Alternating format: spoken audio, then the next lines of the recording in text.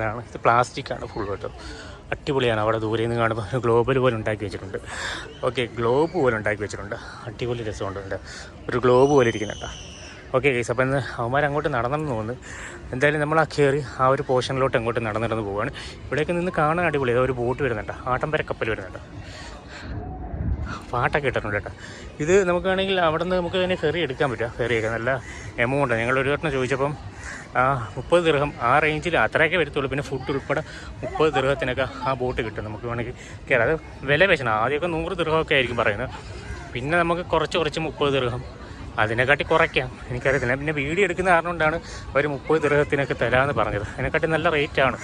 Okay, നല്ല ഭംഗിയില്ലേ കാണാൻ. എന്ത് രസമൊന്നുമില്ല. ഫുള്ള് തടി പോലെ അവർ പണിഞ്ഞു വെച്ചിട്ടുണ്ട്. ഇതാണ് ഗൈസ് ഒരു വ്യൂ എന്ന് പറയുന്നതില്ല. ദുബായ് ഫുള്ളും കാണാൻ പറ്റുന്ന ഒരു വ്യൂ. അങ്ങേ അറ്റം തൊട്ട് ഇങ്ങേ അറ്റം ജുമേറ ഭാഗം വരെ നമുക്ക് കാണാം. നമ്മൾ